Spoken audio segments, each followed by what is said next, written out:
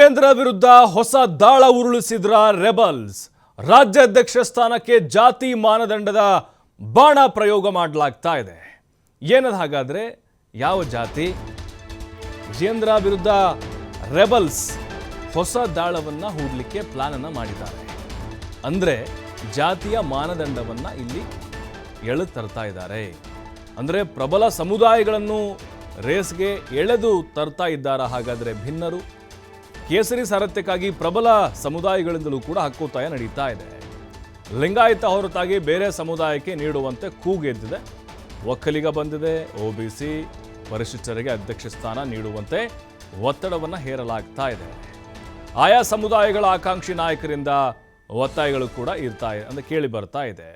ಕೇವಲ ಲಿಂಗಾಯತ ಸಮುದಾಯಕ್ಕಷ್ಟೇ ಅಲ್ಲ, ಉಳಿದಂಥ ಸಮುದಾಯಗಳನ್ನು ಕೂಡ ನೀವು ಗಮನಕ್ಕೆ ತೆಗೆದುಕೊಳ್ಳಿ. ಅವ್ರಿಗೂ ಕೂಡ ಚುನಾವಣೆಗೆ ಸ್ಪರ್ಧೆ ಮಾಡಲಿಕ್ಕೆ ಅವಕಾಶವನ್ನು ಕೊಡಿ ಅಂಥೇಳಿ. ಸೋಲ್ತಾರೋ ಗೆಲ್ತಾರೋ ಅದು ಮುಖ್ಯ ಅಲ್ಲ. ಆದರೆ ಇಲ್ಲಿ ಎಲ್ಲ ಜಾತಿಗಳೊಟ್ಟಿಗೂ ಕೂಡ BJP ಇದೆ. ಆ ಸಂದೇಶ ಹೋಗಬೇಕು. ಜೊತೆಗೆ ಒಂದು ಕುಟುಂಬಕ್ಕೆ ಒಂದು ಜಾತಿಗೆ ಸೀಮಿತ ಆಗಬಾರ್ದು ಅನ್ನೋದು ಈ ಭಿನ್ನರ ಬಳಗ ಏನಿದೆಯಲ್ಲ, ಯತ್ನಾಳ್ ಬಣದವರ ಒಂದು ಒತ್ತಾಯ ಆಗಿದೆ. ಹಾಗಾದರೆ ಯಾರಿದ್ದಾರೆ ಪಟ್ಟದಲ್ಲಿ? ಲಿಂಗಾಯತಕ್ಕೆ ಸಂಬಂಧಪಟ್ಟಂತೆ, ಲಿಂಗಾಯತ ಕೋಟಾಕ್ಕೆ ಸಂಬಂಧಪಟ್ಟಂತೆ ನೋಡೋದಾದರೆ ವಿಜೇಂದ್ರ ಇದ್ದಾರೆ, ಜೊತೆಗೆ ಬಸವನಗೌಡ ಪಾಟೀಲ್ ಯತ್ನಾಳ್ ಇದ್ದಾರೆ, ಹಾಗೆ ಕೇಂದ್ರ ಸಚಿವ ವಿ ಸೋಮಣ್ಣ ಇದ್ದಾರೆ, ಸಂಸದ ಬೊಮ್ಮಾಯಿ ಇದ್ದಾರೆ, ಮಾಜಿ ಶಾಸಕ ನಿರಾಣಿ ಇದ್ದಾರೆ. ನೋಡಿ, ಲಿಂಗಾಯತರ ಒಂದು ಆಕಾಂಕ್ಷಿಗಳ ಪಟ್ಟಿ ಅಂತ ಹೇಳ್ಬೋದು. ಒಕ್ಕಲಿಗ ಸಮುದಾಯಕ್ಕೆ CT ರವಿ, ಶೋಭಾ ಕರಂದ್ಲಾಜೆ ಅವರು ಮತ್ತು DV ಸದಾನಂದಗೌಡ. OBC ನೋಡೋದಾದರೆ ಕೋಟಾ ಶ್ರೀನಿವಾಸ್ ಪೂಜಾರಿ, ಸುನಿಲ್ ಕುಮಾರ್, ಹಾಗೆ ಕುಮಾರ್ ಬಂಗಾರಪ್ಪ. ಪರಿಶಿಷ್ಟ ಜಾತಿ ಮತ್ತು ಸಮುದಾಯ ನೋಡೋದಾದ್ರೆ ಅರವಿಂದ್ ಲಿಂಬಾವಳಿ ಮತ್ತು ಶ್ರೀರಾಮುಲು ಇದ್ದಾರೆ. ಅಂದರೆ ಒಂದು ಸಮುದಾಯಕ್ಕೆ ಬೇಡ, ಎಲ್ಲ ಸಮುದಾಯಗಳು ಕೂಡ ಇಲ್ಲಿ ಅವಕಾಶಗಳು ಸಿಗಲಿ ಅಂತೇಳಿ. ಅಂದರೆ ಜಾತಿಯ ಬಾಣವನ್ನು ಹೂಡ್ತಾ ಇದ್ದಾರೆ. ಈ ಮೂಲಕ ಇಲ್ಲಿ ವೋಟ್ ಡಿವೈಡ್ ಆಗುವಂಥ ಒಂದು ಪ್ರಯತ್ನನ ಇರ್ಬೋದು. ಅಂದರೆ ಸ್ಟ್ರಾಟಜಿ ಇದೆ ಇದ್ರ ಹಿಂದೆ. ವಿಜೇಂದ್ರ ಅವರಿಗೆ ಸಿಗಲೇಬಾರ್ದು, ಬೇರೆ ಯಾರಿಗೆ ಸಿಕ್ಕರೂ ಪರವಾಗಿಲ್ಲ.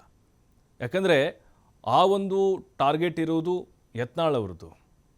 ಬೇರೆ ಯಾವ ಸಮುದಾಯಕ್ಕಾದರೂ ಸಿಗಲಿ, ಯಾರಿಗಾದರೂ ಸಿಗಲಿ, ವಿಜೇಂದ್ರ ಅವರು ಸಿಗೋದು ಬೇಡ. ಹಾಗಾಗಿ ಹೈಕಮಾಂಡ್ ಮೇಲೆ ಈ ರೀತಿ ಒತ್ತಡವನ್ನು ಹಾಕ್ತಾ ಇದ್ದಾರೆ. ಎಲ್ರಿಗೂ ಅವಕಾಶ ಮಾಡಿಕೊಡಿ, ಒಕ್ಕಲಿಗರು ಕೊಡಿ, ಹಾಗೆ SC/ST ಕೊಡಿ.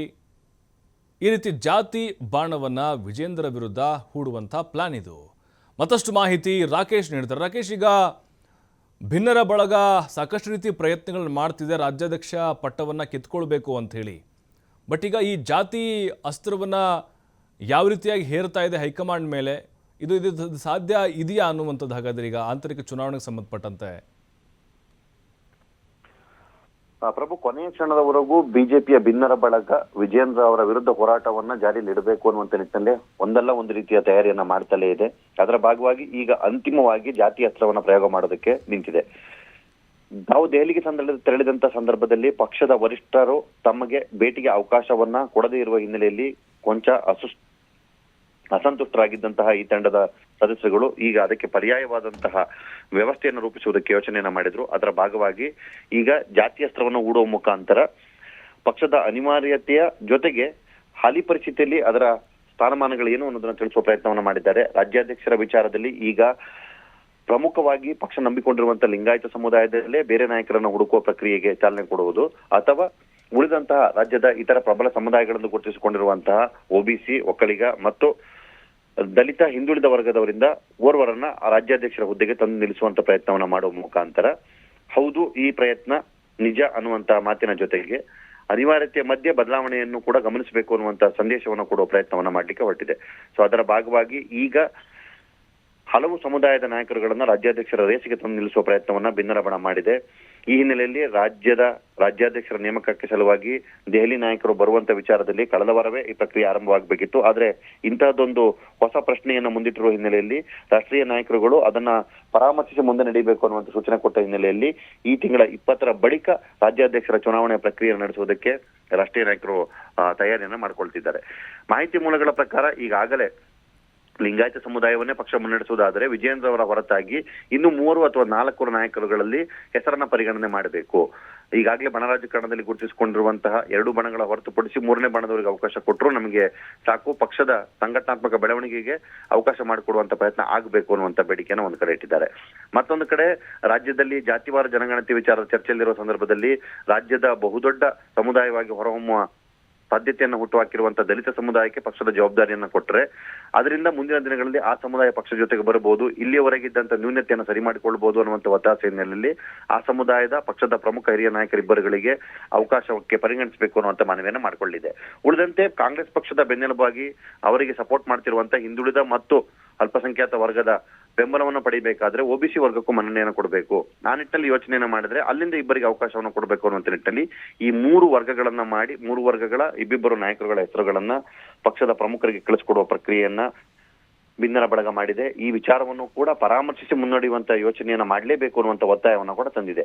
ಅಂತಿಮ ಹಂತದಲ್ಲಿ ರಾಜ್ಯಾಧ್ಯಕ್ಷರ ನೇಮಕಾತಿಗೆ ಸಂಬಂಧಪಟ್ಟ ಹಾಗೆ ನಡೀತಿರುವಂತಹ ಈ ಬೆಳವಣಿಗೆ ಹೊತ್ತಲ್ಲಿ ಇಂಥದ್ದೊಂದು ಹೊಸ ದಾಳವನ್ನು ಉಳಿಸಿರುವಂತಹ ಭಿನ್ನರು ಈ ವಿಚಾರದಲ್ಲಿ ರಾಷ್ಟ್ರೀಯ ನಾಯಕರುಗಳು ತೆಗೆದುಕೊಳ್ಳುವ ನಿರ್ಧಾರ ಅಥವಾ ಅದರ ಬಗ್ಗೆ ಅವರ ನಿಲುವೇನು ಅನ್ನೋದರನ್ನ ಚರ್ಚಿಸಿ ಮುಂದಿನ ತಮ್ಮ ಹೋರಾಟದ ರೂಪುರೇಷೆಯನ್ನ ಅಥವಾ ಪಕ್ಷದೊಳಗಿನ ತಮ್ಮ ನಡೆನಿಲುವುಗಳನ್ನ ನಿರ್ಧಾರ ಮಾಡುವಂತಹ ಯೋಚನೆಯಲ್ಲಿದ್ದಾರೆ.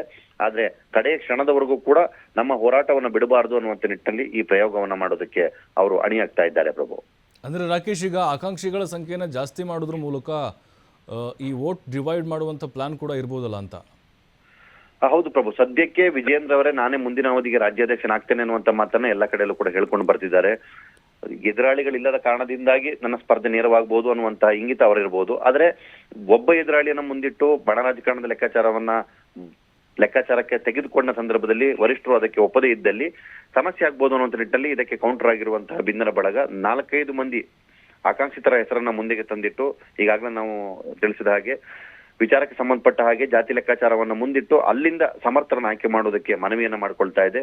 ಸಾಮಾಜಿಕ ನ್ಯಾಯ ನೆಲೆಗಟ್ಟಿನ ಅಡಿಯಲ್ಲಿ ಇದು ಸ್ಪಷ್ಟವೇ ಆಗಿರೋದ್ರಿಂದ ಸೂಕ್ತವೂ ಕೂಡ ಆಗೋದ್ರಿಂದಾಗಿ ಇದನ್ನ ಪಕ್ಷದ ವರಿಷ್ಠರು ಯಾವ ರೀತಿ ನೋಡ್ಕೊಳ್ತಾರೆ ಅನ್ನೋದರ ಮೇಲೆ ಈ ಚುನಾವಣೆ ಮಾಡಬೇಕಾಗ್ಬೋದು. ಆ ನಿಟ್ಟಿನಲ್ಲಿ ಒಂದು ವೇಳೆ ಅಂತ ಸನ್ನಿವೇಶ ನಿರ್ಮಾಣ ಆದಾಗ ಅಭ್ಯರ್ಥಿಗಳ ಪ್ರತಿಸ್ಪರ್ಧಿಗಳನ್ನ ಗಮನಿಸಿಕೊಂಡು ಚುನಾವಣೆ ಮಾಡಬೇಕು. ಅಂತ ಸಂದರ್ಭದಲ್ಲಿ ತಾವು ಹೇಳಿದಾಗೆ ಓಟು ವಿಘಟನೆ ಆಗುವಂತ ಸಾಧ್ಯತೆಗಳು ಕೂಡ ಇದೆ. ಅಂತ ಲೆಕ್ಕಾಚಾರವನ್ನು ಇಟ್ಟುಕೊಂಡು ಸಂಖ್ಯಾಬಲವನ್ನು ಕ್ಷೀಣಿಸಿ ತಾವು ಅಧಿಕಾರಕ್ಕೆ ಬರುವಂತಹ ಅಥವಾ ತಮ್ಮ ಕಡೆಯವರನ್ನ ಅಧಿಕಾರಕ್ಕೆ ಕೂರಿಸುವಂತ ಪ್ರಯತ್ನವನ್ನ ಮಾಡೋದಕ್ಕೆ ಭಿನ್ನರ ಬಣ ಅಣಿಯಾಗ್ತಾ ಇದೆ. ಪ್ರಭು, ಥ್ಯಾಂಕ್ ಯು ರಾಕೇಶ್ ತಮ್ಮೆಲ್ಲ ಮಾಹಿತಿಗಾಗಿ.